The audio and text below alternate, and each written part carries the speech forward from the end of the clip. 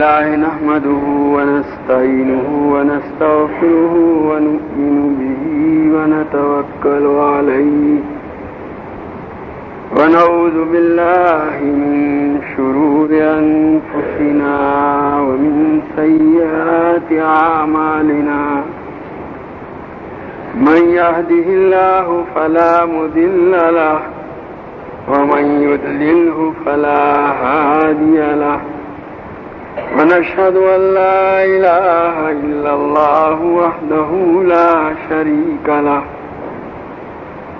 ونشهد أن سيدنا ومولانا محمدا عبده ورسوله أرسله إلى كافة الناس بشيرا ونذيرا وداعيا إلى الله بإذنه وسراجا منيرا صلى الله تعالى عليه وعلى آله وأصحابه وبارك وسلم تسليما كثيرا كثيرا. باب يهدى إلى أقربهم بابا. حدثنا حجاج بن ملحال قال حدثنا شعبة قال أخبرني أبو عمران قال سمعت طلحة عن عائشة رضي الله تعالى عنها قالت قلت يا رسول الله إن لي جارين فإلى أيهما أهدي قال إلى أقربهما منك بابا. حدثنا محمد بن بشار قال حدثنا محمد بن جعفر قال حدثنا شعبة عن أبي عمران الجوزي عن طلحة بن عبد الله رجل من بني تيم بن مرة عن عائشة رضي الله تعالى عنها قالت قلت يا رسول الله إن لي جارين فإلى أيهما أهدي قال إلى أقربهما منك بابا. یہاں کیونکہ بات چل رہی تھی پڑوسیوں کے ساتھ حسن سلوک کی، وہاں ایک سوال یہ بھی ہوتا ہے کہ پڑوسی کے ساتھ حسن سلوک کرنے کے لیے ہمارے پاس ایک تو یہ کہ وسعت ہے، تمام پڑوسیوں کے ساتھ ہم حسن سلوک کر سکتے ہیں، تب تو وہاں یہ سوال پیدا نہیں ہوتا کہ کس کو ترجیح دی جائے.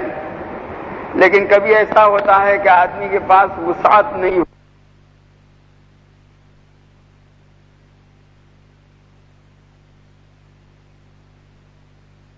آدمی کے پاس وسعت نہیں ہوتی، اتنی وہ چیز اس کو میسر نہیں ہے کہ سب پڑوسیوں کو پہنچا سکے، دے سکے، ان کو ہدیہ کر سکے. مقدار اس کی کم ہے، ایک کو دیں گے تو دوسرا رہ جائے گا. تو اس صورت کے اندر سوال پیدا ہوتا ہے کہ پھر ترجیح کس کو دی جائے.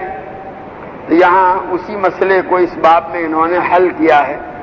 دو روایتیں ہیں، دونوں حضرت عائشہ رضی اللہ تعالیٰ عنہ کی، ایک ہی مفہوم ہے.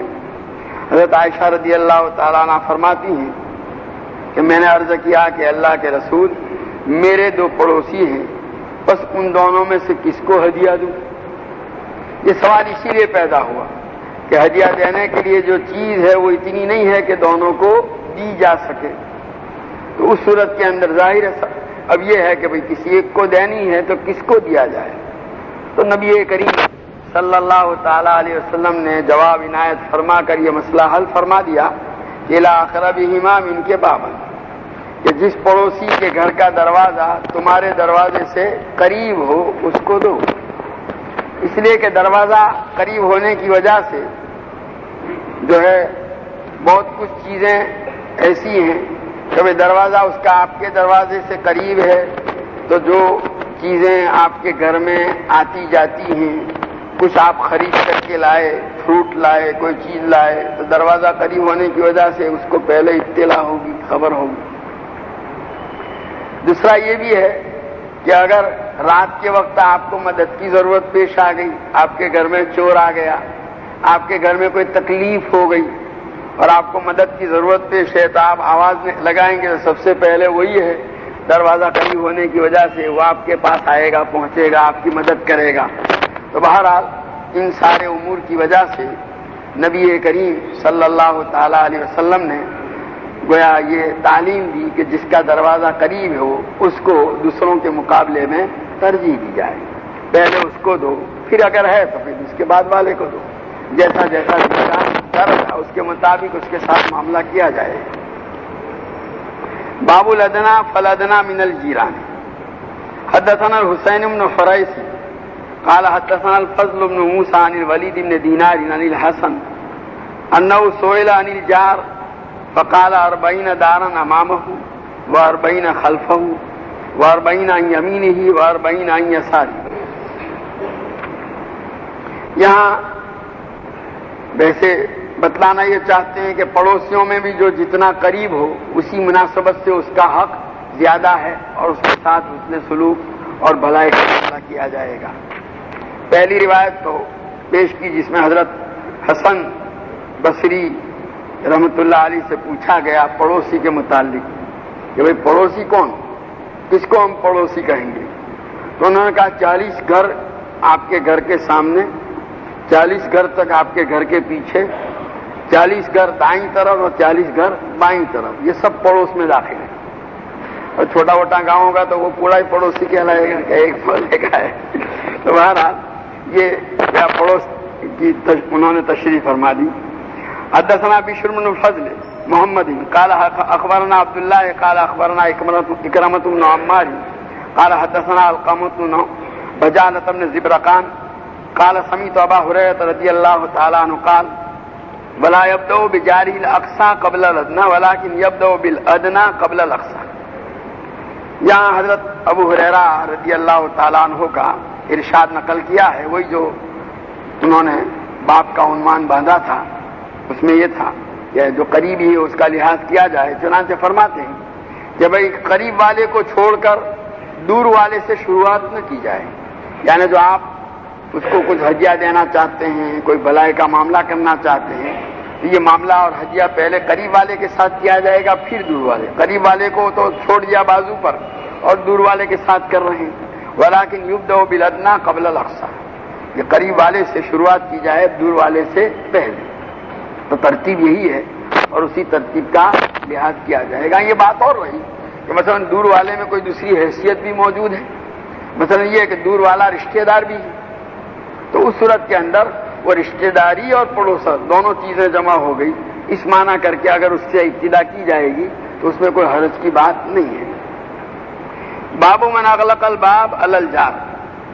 حدثنا مالک بن اسماعیل قال حدثنا عبد السلام عن لیث عن نافع عن ابن عمر رضی اللہ تعالی عنہما قال اتى علينا زمان او قال حين وما احد احق بدینارہ ودرہمہ من اخیہ المسلم ثم الان الدینار والدرہم احب الى احدنا من اخیہ المسلم سمعت النبی صلی اللہ علیہ وسلم یقول کم من جار متعلق بجارہ یوم القیامہ یقول یا رب هذا اغلق بابہ دونی فمنع معروفہ۔ یہ حضرت یہاں انہوں نے عنوان قائم کیا ہے کہ اپنے پڑوسی کے لیے اس نے دروازہ بند کر دیا، یعنی اس کے ساتھ اس نے سلوک کا معاملہ نہیں کیا، وہ چاہتا تھا کچھ معاملہ بھلائی کا کیا جائے، آپ نے دروازہ بند کر کے اس کے ساتھ یہ معاملہ اس نے سلوک کا نہیں کیا، ضرورت اس کی پوری نہیں کی۔ ابن عمر رضی اللہ تعالیٰ عنہما فرماتے ہیں ایک زمانہ ہم پر وہ بھی گزرا ہے کہ کسی کے نزدیک اس کے درہم اور دینار کے مقابلے میں جو ہے اس کا مسلمان بھائی زیادہ قابل عزت اور قابل احترام تھا، یعنی اس کے نزدیک اپنے مسلمان بھائی کی مدد یہ زیادہ گویا اہمیت رکھتی تھی روپیے اور پیسے کے مقابلے میں، اس کے لیے روپیہ پیسہ قربان کر دیتا تھا۔ پھر فرماتے ثم الان، اب آج یہ وقت آیا کہ الدینار والدرہم احب الی احدنا من اخیہ المسلم، کہ روپیہ پیسہ زیادہ محبوب ہو گیا اپنے مسلمان بھائی کے مقابلے میں، یعنی مسلمان بھائی کی ضرورت کو پورا کرنے کا اتنا اہتمام نہیں کیا جاتا، اپنے روپے پیسوں کو بچانے کا اہتمام کیا جاتا ہے، حالانکہ اس کے لیے اس کو قربان کرنا چاہیے۔ پھر فرماتے ہیں کہ میں نے نبی کریم صلی اللہ تعالی علیہ وسلم کو ارشاد فرماتے ہوئے سنا کہ بہت سے پڑوسی وہ ہوں گے جو قیامت کے دن اپنے پڑوسی کا دامن پکڑیں گے، اور باری تعالیٰ سے عرض کریں گے اللہ اس نے اپنا دروازہ میرے لیے بند کر دیا تھا اور میرے ساتھ اپنی بھلائی اس نے روک لی تھی، یعنی اس کو میرے ساتھ بھلائی کا سلوک کرنا چاہیے تھا، نہیں کیا تھا۔ وہ اگر آج اس طرح معاملہ کیا جائے گا تو یہ چیز کل کو قیامت میں اللہ کی بارگاہ میں آپ کے خلاف شکایت کا ذریعہ بنے گی اور پڑوسی آپ کے خلاف دعویٰ دائر کرے گا۔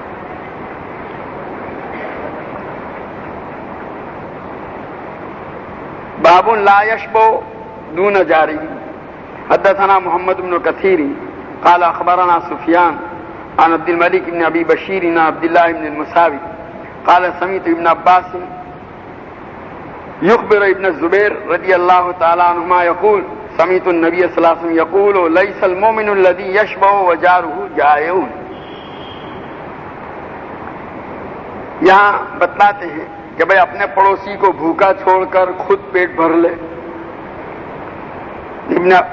عبداللہ ابن مساور فرماتے ہیں کہ میں نے حضرت عبداللہ ابن عباس رضی اللہ تعالیٰ عنہما کو سنا کہ وہ حضرت عبداللہ ابن زبیر رضی اللہ تعالیٰ عنہما کو کہہ رہے تھے کہ میں نے نبی کریم صلی اللہ تعالیٰ علیہ وسلم کو ارشاد فرماتے ہوئے سنا کہ وہ آدمی مومن نہیں کہ جو پیٹ بھرے اور اس کا پڑوسی بھوکا ہو، یعنی پڑوس میں پڑوسی بھوکا ہے اور خود پیٹ بھر کر کے کھاوے، نہیں بھائی آپ بھی کچھ اس میں سے دے دیجئے، جیسا کہ حدیث میں آتا ہے طعام الواحد یکفی الاثنین، کہ ایک کا کھانا دو کو کافی ہوتا ہے، دو کا تین کو کافی ہو جاتا ہے۔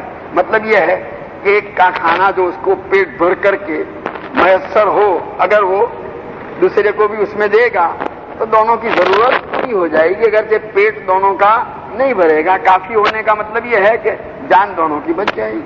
تو آپ پیٹ بھر کر کے کھائیں اور پڑوسی بھوکا رہے، اس کے مقابلے میں یہ ہے کہ بھائی آپ کچھ ذرا جو ہے ایثار سے کام لیں اور کچھ کم کھا کر کے اپنے پڑوسی کا خیال رکھیں۔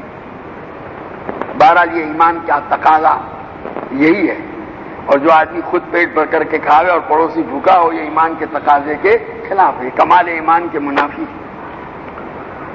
باب یکسر مال مرق فیقسم فی الجیران، شوربے کا پانی بڑھا دے اور تقسیم کرے سالن پڑوسیوں کے درمیان۔ حدثنا بشر بن محمد قال اخبرنا عبد الله قال اخبرنا سعید عن ابی عمران الجونی عن عبد الله بن الصامت عن ابي ذر رضی اللہ تعالی عنہ قال اوصانی خلیلی صلی اللہ علیہ وسلم بثلاث اسمع و اطیع ولو لعبد مجد الاطراف واذا صنعت مرقة فاكثر معها ثم انظر اهل بيت من جيرانك فاصبهم منه بمعروف وصل الصلاة لوقتها فإن وجدت الإمام قد صلى فقد أحرزت صلاتك وإلا فهي نافلة۔ یہ حضرت ابو ذر رضی اللہ تعالیٰ عنہ کی روایت لائے کہ مجھے نبی کریم صلی اللہ تعالیٰ علیہ وسلم نے 3 چیزوں کی تاکید فرمائی۔ ایک تو یہ کہ میں اپنے حکمران جو ہیں، صاحب اقتدار لوگ، ان کی بات سنوں اور ان کی بات پر عمل کروں، اطاعت کروں، چاہے وہ حکمران ایسا غلام کیوں نہ ہو جس کے اعضاء کٹے ہوئے ہیں، ہاتھ پاؤں کٹا ہوا غلام بھی اگر مجھ پر حاکم بنا دیا جائے تو اس کا حکم سن کر اس پر عمل کرنا گویا ضروری ہے۔ یہ عام طور پر احادیث میں اس کی بڑی تاکید آئی ہے کہ جو اپنے اوپر کے ذمہ دار حضرات ہیں ان کی اطاعت اور فرما برداری کا اہتمام کیا جائے۔ عام طور پر جو فتنے ہیں وہ اسی کے نتیجے میں وجود میں آتے ہیں، اوپر والوں کی نافرمانی اور ان کی حکم و عدولی کی وجہ سے، اس لیے ان کا حکم سنا جائے، اس پر عمل کیا جائے، چاہے وہ ہاتھ پاؤں کٹا ہوا غلام ہی کیوں نہ ہو۔ وَإِذَا صَنَعْتَ مَرَقَةً فَأَكْثِرْ مَعَهَا، دوسری نصیحت یہ ہے کہ جب تم کھانا پکاؤ، شوربہ تیار کرو تو اس میں ذرا پانی زیادہ ڈال دو اور اس کے بعد اپنے پڑوسی کے جتنے بھی گھرانے ہیں ان کے ساتھ بھلائی کا معاملہ کرو، یعنی ان کو بھی اس میں سے دو۔ تو پانی زیادہ ڈالنے کے نتیجے میں گویا ان کے ساتھ آپ بھلائی کا معاملہ کر سکیں۔ اور تیسری بات فرمائی، نماز اپنے وقت پر پڑھ لیا کرو۔ اب اگر تم دیکھو کہ امام نے اس کو پڑھ لی ہے تو تم نے اپنی نماز کو محفوظ کر لیا، ورنہ وہ تمہارے لیے نفل ہو جائے گی۔ اصل میں بعد میں جو آنے والے حکمران تھے، ان حکمرانوں کی طرف سے یہ امکان تھا کہ نماز کی ادائیگی میں وہ کوتاہی کا ارتکاب کر کے اپنے وقت کے بجائے ذرا تاخیر سے پڑھیں۔ چنانچہ صحابہ رضوان اللہ تعالیٰ علیہ مجمعین کے آخری دور میں بھی، جبکہ یہ بنو امیہ کی خلافت کا دور شروع ہوا تھا، ایسی صورتیں پیش آئی کہ جو حکمران ہوتے تھے، اس زمانے میں یہ ہوتا تھا جو حاکم ہوتا تھا وہی نماز کا امام بھی ہوتا تھا، تو بہت سی مرتبہ وہ نماز کو وقت مکروہ سے تاخیر کر کے ادا کیا کرتے تھے۔ تو ایسے موقع کے لیے نبی کریم صلی اللہ تعالیٰ علیہ وسلم نے ہدایت فرمائی کہ تم تو اپنی نماز وقت پر پڑھ لو۔ اب آئے مسجد نے دیکھا کہ امام پڑھ چکا ہے تو تم نے اپنے وقت کی حفاظت کر لی، اور ورنہ وہ جو امام کے ساتھ پالو گے تو امام کے ساتھ جو نماز پڑھی ہے تم نے وہ تمہارے لیے نفل ہو جائے گی، یہ اس وقت جب کہ امام نے تاخیر سے پڑھی ہو۔ تو ورنہ اگر اس کا جیسے ہمارے یہاں وقت مقرر ہے جماعت کا، تو وہاں پھر یہ گھر پر پڑھنے کی اجازت نہیں۔ اس زمانے میں وقت مقرر نہیں ہوتا تھا، ہمارے یہاں بھائی عشاء کی نماز 9 بجے کھڑی ہوگی، 9:15 بجے، وہاں تو وہ حاکم آتا تھا، اس وقت نماز شروع کی جاتی تھی۔ تو اس میں کبھی ایسا بھی ہوتا تھا کہ ایک آدمی آ کر کے بیٹھا ہوا ہے، گھنٹے 2 گھنٹے انتظار ہوا اور ابھی تک آیا نہیں۔ اس لیے اپنے شروع وقت اور مستحب وقتوں میں پڑھنے کی حضور نے تاکید فرمائی۔ حدثنا الحمیدی قال حدثنا ابو عبد الصمد العمی قال حدثنا ابو عمران عن عبد الله بن الصامت عن ابي ذر رضی اللہ تعالی عنہ قال قال النبي صلی اللہ علیہ وسلم یا ابا ذر اذا طبخت مرقة فاكثر مع المرقة وتعاهد جيرانك او اقسم في جيرانك۔ یہ بھی حضرت ابو ذر رضی اللہ تعالیٰ عنہ ہی کی روایت ہے کہ نبی کریم صلی اللہ تعالیٰ علیہ وسلم نے فرمایا، اے ابو ذر، جب تم شوربہ پکاؤ یعنی سالن تیار کرو تو اس میں شوربے میں پانی زیادہ کر دو اور اپنے پڑوسیوں کا خیال کرو، یعنی جب اب سالن زیادہ ہوگا تو پڑوسیوں کو آپ دے سکو۔ باب خیر الجیران۔ حدثنا عبداللہ بن یزید قال حدثنا حیوة قال اخبرنا شرحبیل بن شریک انه سمع ابا عبد الرحمن الحبلی يحدث عن عبداللہ بن عمرو بن العاص رضی اللہ تعالی عنہما وعنہم عن رسول اللہ صلی اللہ علیہ وسلم انه قال خیر الاصحاب عند اللہ تعالی خیرهم لصاحبه وخیر الجیران عند اللہ خیرهم لجاره۔ بہترین پڑوسی کس کو کہیں گے کہ بھئی بہترین پڑوسی کا سرٹیفکیٹ اگر دینا ہو تو کس کو دیا جائے گا، ایوارڈ کس کو ملے گا، یہ بتلاتے ہیں۔ یہ حضرت عبداللہ ابن عمرو ابن عاص رضی اللہ تعالیٰ عنہ فرماتے ہیں کہ نبی کریم صلی اللہ تعالیٰ علیہ وسلم نے ارشاد فرمایا کہ اللہ کے یہاں ساتھیوں میں سب سے بہترین ساتھی وہ ہے جو اپنے ساتھیوں کے لیے بہتر ہو، یعنی ان کے ساتھ اچھا سلوک کرنے والا ہو، ان کے ساتھ بھلائی کرنے والا ہو، ان کی خدمت کرنے والا ہو، ان کی خیر خبر لینے والا ہو۔ جو جتنا زیادہ اپنے ساتھیوں کے ساتھ بھلائی کا معاملہ کرے گا وہ سب سے بہتر ساتھی اور دوست کہلانے کا حقدار ہے۔ وخیر الجیران عند اللہ خیرهم لجاره۔ اور پڑوسیوں میں بہترین پڑوسی اللہ کے نزدیک وہ ہے جو اپنے پڑوسی کے ساتھ سب سے زیادہ بھلائی کا سلوک کرتا ہو۔ جو آدمی جتنا زیادہ بھلائی کا سلوک کرے گا پڑوسیوں کے ساتھ وہ سب سے بہتر پڑوسی قرار دیا جائے گا۔ اس لیے وہ آپ چاہتے ہیں کہ آپ سب سے بہتر پڑوسی اللہ کے یہاں بنے اور آپ کو وہاں بارگاہ خداوندی کی طرف سے بہترین پڑوسی کا ایوارڈ ملے، تو اس کی تدبیر یہی ہے کہ آپ اپنے پڑوسی کے ساتھ اس میں سلوک کیجیے۔ باب الجار الصالح، نیک پڑوسی۔ حدثنا محمد بن کثیر قال اخبرنا سفیان عن حبیب بن ابی ثابت قال حدثني خمیل عن نافع بن عبد الحارث عن النبي صلی اللہ علیہ وسلم قال من سعادة المرء المسلم المسکن الواسع والجار الصالح والمرکب الحنی۔ نیک پڑوسی۔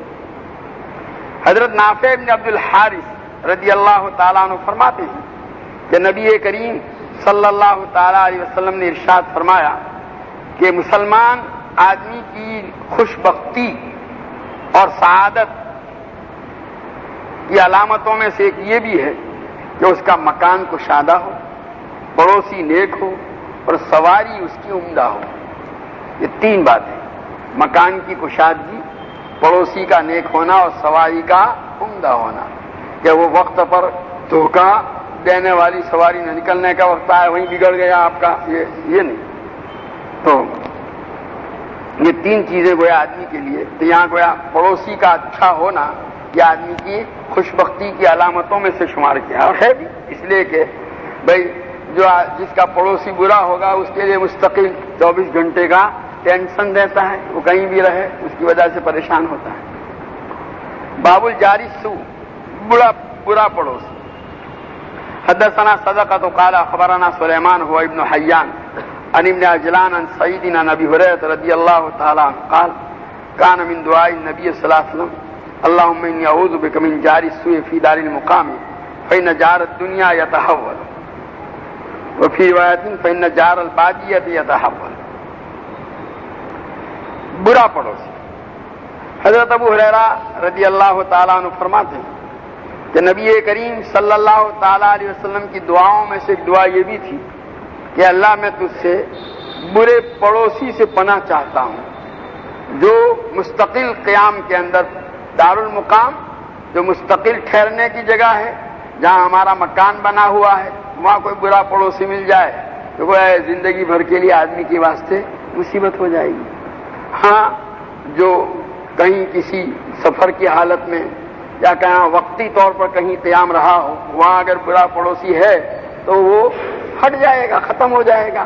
1-2 دن کا معاملہ ہے. بھائی آپ کہیں سفر میں ہیں اور سفر میں کسی برے ساتھی سے پالا پڑا تو آپ یوں سوچیں کہ کوئی پریشانی کی بات نہیں، 1-2 دن میں معاملہ ختم ہو جائے گا. لیکن جہاں آپ کا مستقل ٹھہرنا ہے، مستقل قیام ہے، وہاں اگر اس طرح کا پڑوسی میسر آ گیا تو یہ آدمی کے لیے بڑی تکلیف دہ چیز ہوتی ہے. اور اس سے نبی کریم صلی اللہ تعالیٰ علیہ وسلم نے پناہ مانگی.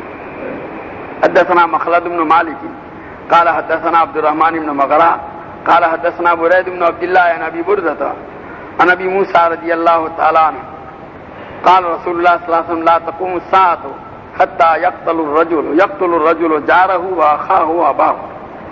حضرت ابو موسیٰ اشعری رضی اللہ تعالیٰ عنہ سے منقول ہے، فرماتے ہیں کہ نبی کریم صلی اللہ تعالیٰ علیہ وسلم نے ارشاد فرمایا قیامت قائم نہیں ہوگی یہاں تک کہ آدمی قتل کرے گا اپنے پڑوسی کو، اپنے بھائی کو اور اپنے باپ کو.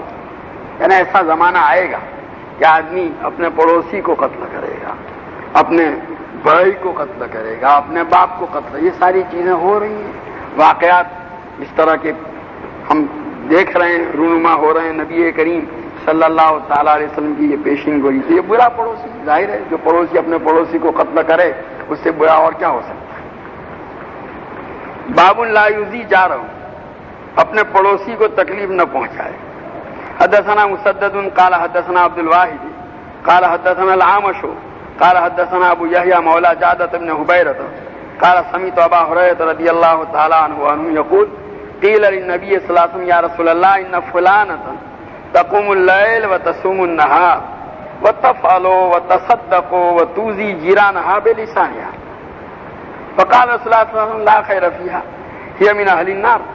قالوا وفلانة تصلي المكتوبة وتصدق بأسوار ولا تؤذي احدا فقال رسول الله صلى الله عليه وسلم هي من اهل الجنة. حضرت ابو ہریرہ رضی اللہ تعالیٰ عنہ فرماتے ہیں کہ نبی کریم صلی اللہ تعالیٰ علیہ وسلم سے سوال کیا گیا کہ اللہ کے رسول فلانی عورت رات کو عبادت کرتی ہے، دن بھر روزہ رکھتی ہے اور نیکی کے کام کرتی ہے، وہ تصدق و صدقہ خیرات بھی خوب کرتی ہے، لیکن اپنے پڑوسیوں کو اپنی زبان سے ایذا پہنچاتی، تکلیف دیتی. تو نبی کریم صلی اللہ تعالیٰ علیہ وسلم نے فرمایا ایسی عورت میں کوئی بلائی نہیں، جہنمی ہے. دیکھو سب کچھ کرتی تھی لیکن پڑوسیوں کو ایذا پہنچاتی تھی اپنی زبان سے، وہ اس پر آپ نے یہ فرمایا. پھر صحابہ نے عرض کیا فلانی عورت کوئی زیادہ نوافل نہیں پڑھتی، فرض نماز پر اکتفا کرتی ہے، وتصدق باسوار، کچھ ٹکڑے تھوڑے تھوڑے، یہ پنیر کے چھوٹے چھوٹے ٹکڑے، یعنی کوئی زیادہ صدقہ اور خیرات نہیں، معمولی صدقہ خیرات کرتی ہے لیکن کسی کو تکلیف نہیں پہنچاتی. تو نبی کریم صلی اللہ تعالیٰ علیہ وسلم نے فرمایا کہ وہ جنتی ہے. اس سے معلوم ہوا یہ بڑا اہم ہے کہ آدمی اپنے آپ کو اس انداز سے ڈھالے، اپنا مزاج ایسا بناوے کہ اپنی ذات سے کسی کو تکلیف نہ پہنچے۔ اس کا خاص اہتمام ہونا ضروری ہے۔ عبادتوں اور نوافل کی کثرت جو ہے اس کے مقابلے میں اپنے آپ کو لوگوں کی ایذا رسانی سے بچانا یہ بڑا اہمیت کا حامل ہے۔ حدثنا عبداللہ بن یزید قال حدثنا عبد الرحمن بن زیاد قال حدثني عمارة بن غراب ان عمة له حدثته انها سألت عائشة ام المؤمنين رضي الله تعالى عنها فقالت ان زوج احدانا يريدها فتمنعه نفسها اما ان تكون غضبا او لم تكن نشيطة فهل علينا في ذلك من حرج۔ عمارہ ابن غراب اپنی پھوپھی کے حوالے سے بیان کرتے ہیں کہ ان کی پھوپھی نے حضرت عائشہ رضی اللہ تعالیٰ عنہ ام المؤمنین سے پوچھا، کیا کہا کہ ہم میں سے کسی کا شوہر یریدھا، اس سے اپنی خواہش پوری کرنے کا ارادہ رکھتا ہے، مطالبہ کرتا ہے کہ بھئی میری ضرورت سے پوری کرو، تو بیوی اس کے جواب میں اپنے آپ کو اس سے روکتی ہے، فتمنعہ نفسہا، یعنی اس کو اس کی خواہش پورا کرنے نہیں دیتی، اس کے لیے تیار نہیں ہوتی۔ اما ان تکون غضبا، یا تو اس لیے کہ وہ ناراض رہتی ہے، یا یہ ہے کہ اس کی طبیعت میں نشاط نہیں، یعنی اس کام کے لیے اس کی طبیعت میں آمادگی نہیں، اس لیے وہ انکار کرتی۔ تو کیا اس میں ہمارے لیے کوئی گناہ ہے؟ اس کے جواب میں حضرت عائشہ نے فرمایا نعم، جی ہاں گناہ ہے۔ ان من حقہ علیک ان لو ارادک وانت علی قطب لم تمنعیہ، کہ شوہر کا حق یہ ہے تم پر کہ اگر شوہر تم سے اپنی خواہش پوری کرنا چاہے اور تم گدھے کی اوپر سوار ہو، قطب یہ لکڑی کی بنی ہوئی ایک چیز ہوتی ہے جو گدھے پر سوار ہونے سے پہلے اس پر رکھی جاتی ہے، جیسے گھوڑے پر سواری سے پہلے زین اس پر رکھا جاتا ہے سوار رہنے والے کے لیے آسانی کے خاطر، اونٹ کے اوپر کجاوا ہوتا ہے، ایسے ہی گدھے کے اوپر کاٹھی رکھی جاتی ہے، اسی کو لکڑی کی بنی ہوئی ہوتی ہے فریم جیسی، تو بیٹھنے والے کے لیے اس کی وجہ سے سہولت ہوتی ہے۔ تو کہ تم اگر سواری پر سوار ہو اور شوہر مطالبہ کرے تم سے اپنی ضرورت کا، تو تم اس کو لم تمنی انکار نہیں کر سکتے۔ یہ حدیث میں اس کی بڑی تاکید آئی ہے، پہلے بھی اس سلسلے میں بتلایا جا چکا۔ حضور اکرم صلی اللہ تعالی علیہ وسلم کا یہ ارشاد بھی ہے کہ عورت تنور پر بیٹھی ہوئی ہے، چولہے پر روٹی سینک رہی ہے، روٹی پکا رہی ہے، اور شوہر کی طرف سے مطالبہ ہو تو اس کو چاہیے کہ اس کی خواہش پوری کرے، وہ کام چھوڑ دے، اس لیے کہ شوہر کی اس خواہش کے موقع پر عورت کی طرف سے انکار یہ عورت کے لیے بہت زیادہ مضر ہے۔ ویسے گویا اس لیے کہ عام طور پر شوہر کے مزاج میں جب اس کا تقاضا پیدا ہوتا ہے اور عورت اس موقع پر انکار کرتی ہے تو شوہر ایک تو اس کے متعلق شوہر کے دل میں نفرت اور بغض کے جذبات جنم لیتے ہیں، دوسرا یہ بھی ہے کہ شوہر اپنی اس ضرورت کو پورا کرنے کے لیے دوسری تدبیریں سوچنے لگتا ہے۔ یہ دونوں چیزیں شوہر کے لیے اور عورت کے لیے سخت مضر ہیں، اس لیے تاکید کی گئی کہ بھئی تم ہر حال میں اس کی یہ خواہش پوری کرو، اس کے مطالبے کو پورا کرو، انکار مت کرو۔ قالت قلت لها احدانا تحیز ولیس لها ولزوجها الا فراش واحد او لحاف واحد فكيف تصنع۔ یہ کہتی ہیں ان کی پھوپھی کہ میں نے حضرت عائشہ سے یہ بھی پوچھا کہ ہم میں سے کسی ایک عورت کو حیض آتا ہے، حالت حیض میں ہوتی ہے، اور میاں بیوی کے پاس ایک ہی بستر ہے، دوسرا بستر ہے نہیں، جب حیض کی وجہ سے وہ دوسرے بستر پر بیوی الگ سوئے شوہر الگ سوئے، ایک بستر ہے یا ایک ہی لحاف ہے، تو کیا کرے گی وہ حالت حیض میں؟ قالت لتشد علیہا ازارہا ثم تنام معہ۔ حضرت عائشہ رضی اللہ تعالیٰ عنہ نے فرمایا کہ وہ اپنا سطر ڈانپ لے گی، یعنی مطلب یہ کہ ازار باندھ لے گی، ناف سے لے کر کے گھٹنے تک کا حصہ جو ہے اس کو عورت جو ہے اچھے کپڑے سے چھپا لے، باقی حصے بدن کھلا بھی ہو اور شوہر کے ساتھ لیٹے حالت حیض میں، کوئی حرج کی بات نہیں، ہاں وہ حصہ بند رہنا چاہیے۔ یہ حالت حیض میں دیکھیے ایک تو یہ ہے کہ بیوی کے ساتھ صحبت کرنا یہ تو حرام ہے، قرآن میں اس کی ممانعت آئی ہے، اور جو اس کو حلال سمجھے اس کی تکفیر کی گئی ہے، یعنی وہ آدمی کافر ہو جاتا ہے اس کو حلال سمجھے، حلال سمجھے بغیر حرام سمجھ کر کسی نے غلط کر لیا تو گنہگار ہے، توبہ ضروری ہے، 12 یہ تو حرام۔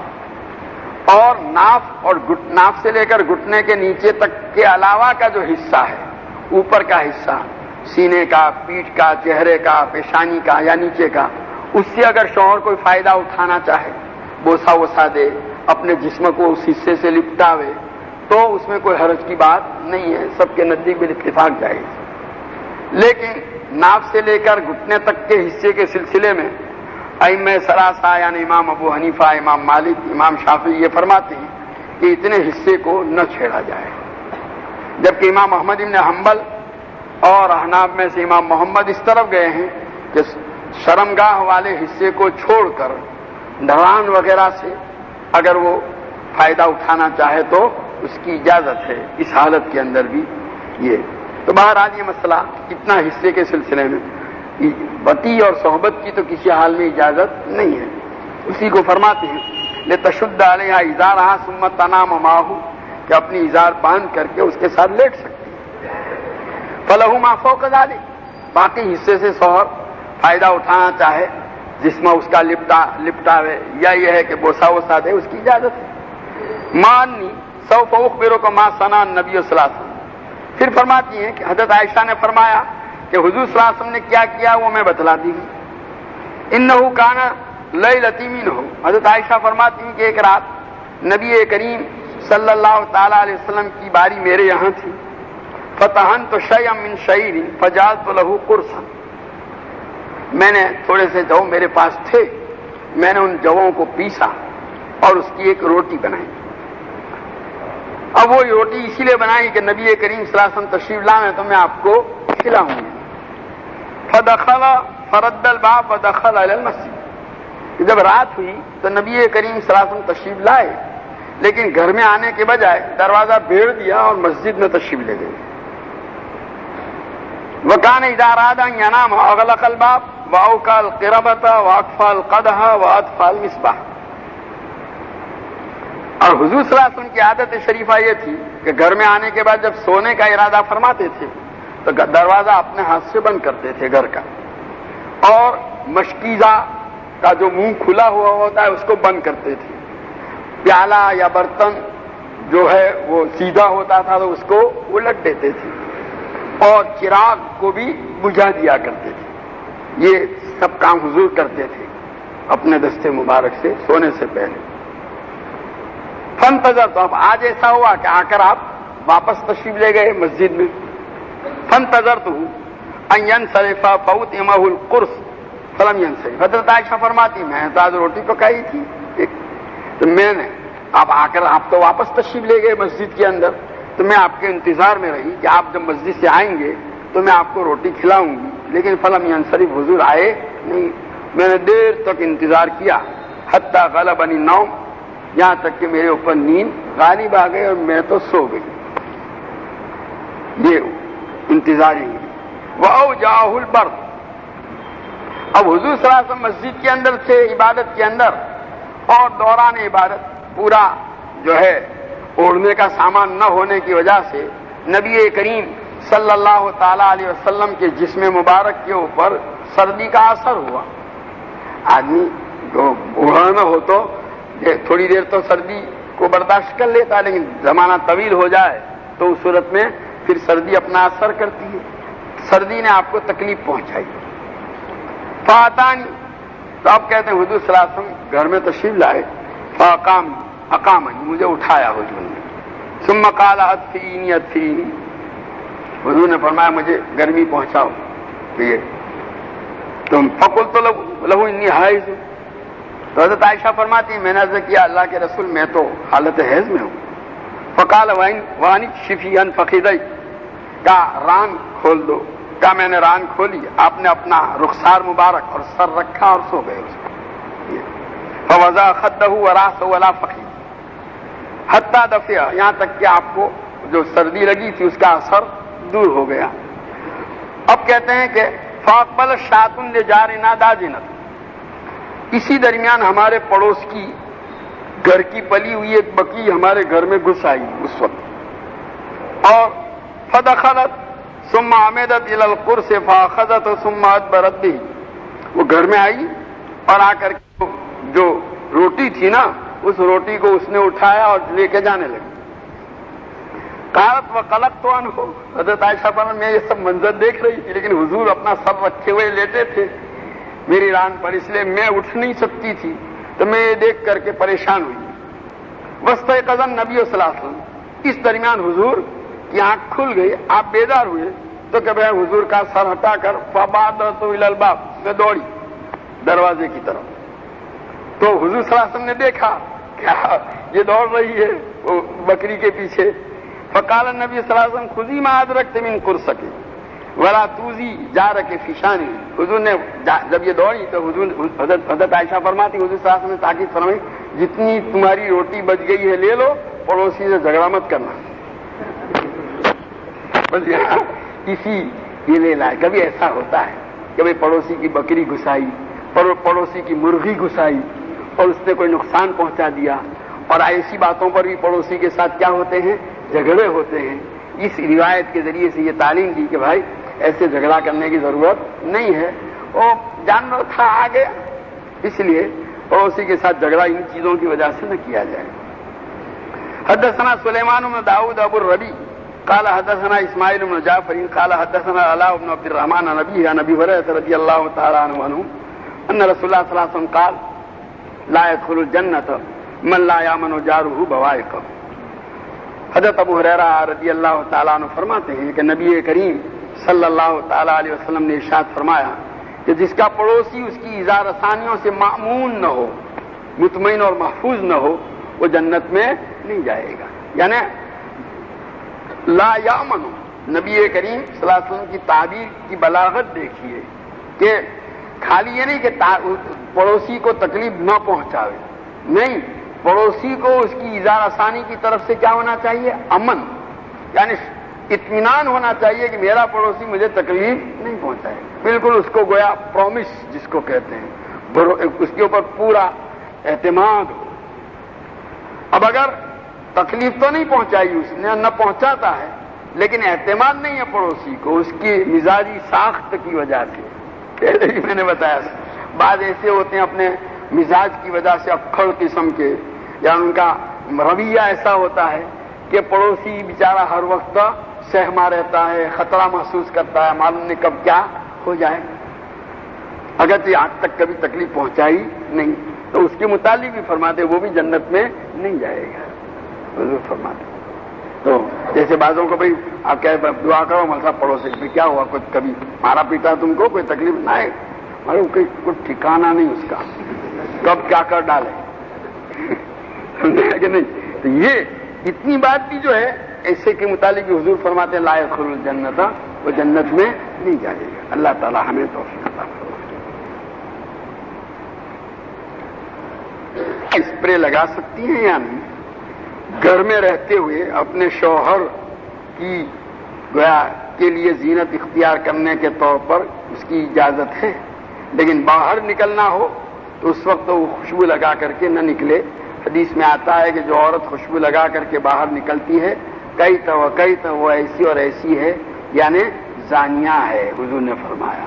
اس لیے کہ عورت کا خوشبو لگا کر کے باہر نکلنا یہ جہاں جہاں سے گزرے گی ان مردوں کے جو ہے ناک میں جب یہ خوشبو پہنچے گی تو ان کے شہوانی جذبات کو بھڑکانے والا ہے، اس لیے یہ ممنوع ہے۔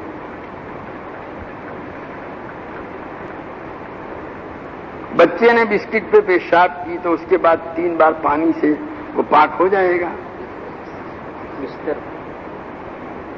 بستر پر، اچھا بھائی بستر پر، تو بستر میں اگر وہ بستر کیا ہے، ایسا پتلا ہے کہ جس کو نچوڑا جا سکتا ہے تو اس کو 3 مرتبہ 2 کا 3 مرتبہ نچوڑ لیا جائے، اور وہ گدا وغیرہ ہے کہ جس کو نچوڑا نہیں جا سکتا تو 1 مرتبہ دھو لے، یہاں تک کہ دھو کر چھوڑ دے، پانی نتھر کر کے اثر ٹپکنا بند ہو جائے تو پھر 2 مرتبہ، پھر 3 مرتبہ تو پاک ہوگا۔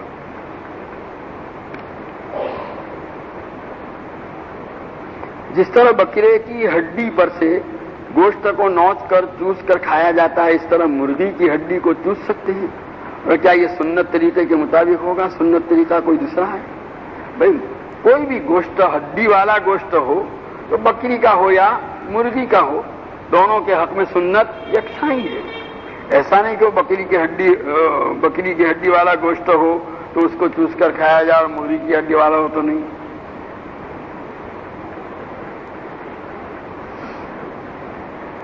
એક માણસ પાસે રહેવાનું મકાન નથી, ભાડાના મકાનમાં રહે છે અને રોકડ રકમ પણ નથી, પરંતુ વેપારનો 20 થી 25 હજારનો સામાન છે, તો વર્ષ પૂરું થતા ઝકાત આપવી પડશે? जी हाँ, तिजारत का जो सामान होता है उस पर ज़कात फर्ज है, इसलिए ये 20-25 हजार का जो तिजारत का सामान है उस पर उसकी ज़कात वाजिब है साल पूरा होने पर।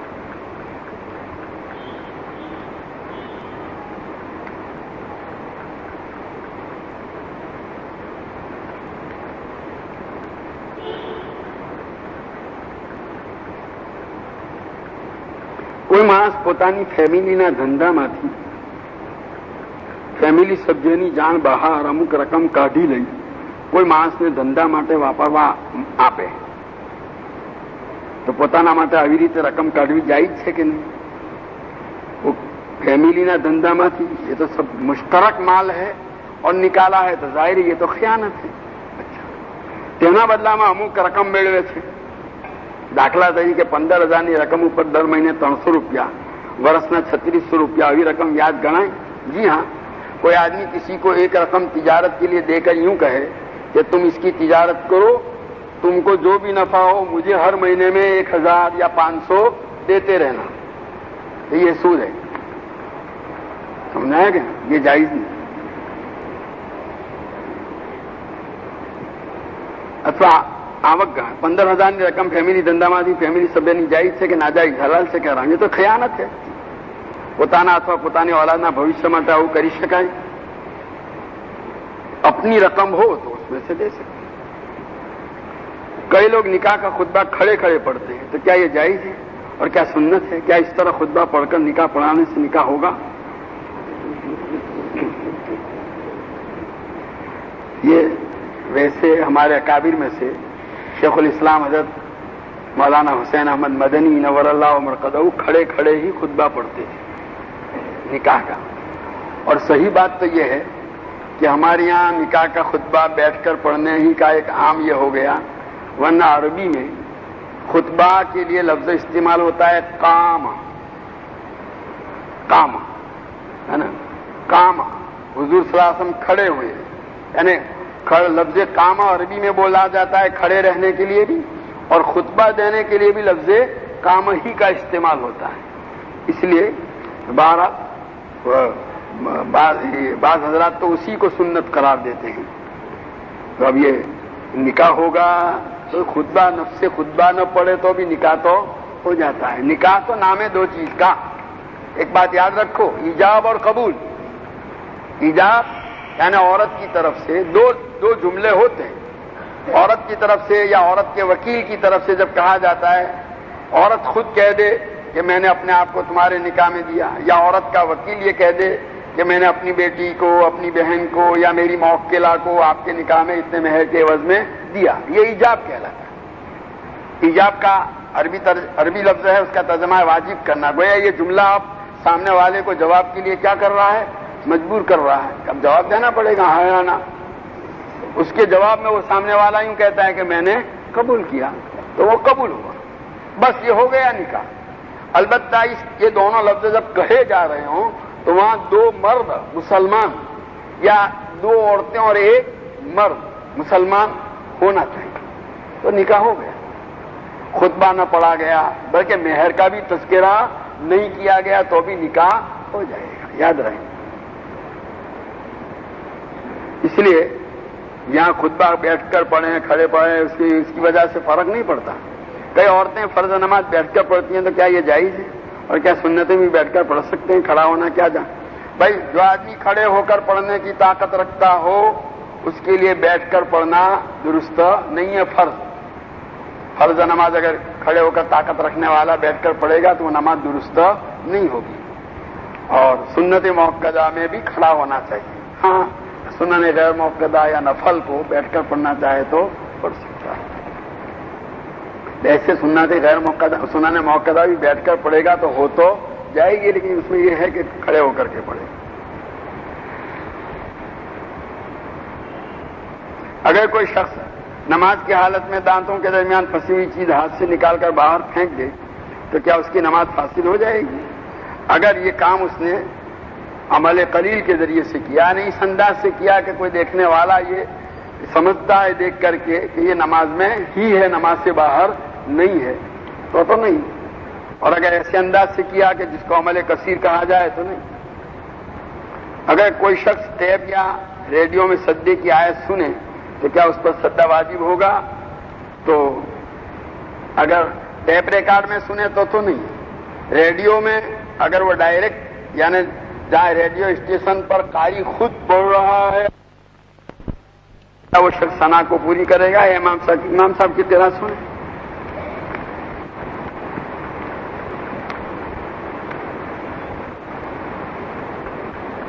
علماء کرام کے بیانوں کے اشتہار لگوائے جاتے ہیں، اس میں انشاءاللہ لکھتے ہیں اور وہی اشتہار 2-4 روز بعد راستوں پر پڑے رہتے ہیں.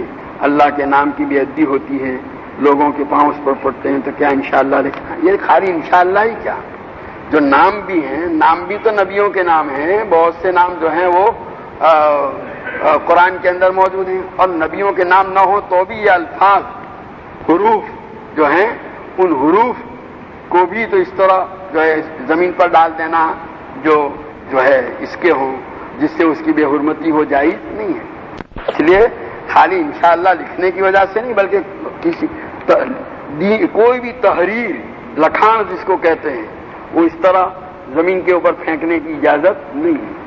حالات کے خالی کاغذ جس پر لکھا جائے لکھا ہوا نہیں ہے، خالی ہے، تو کیونکہ وہ بھی آلات علم میں سے، علم کے اسباب میں سے ہے، اس لیے اس کا اکرام کرنا ضروری ہے اور اس کو اس طرح پھینکنے کی اجازت نہیں دی گئی ہے. اس لیے اس کا خیال رکھا جائے.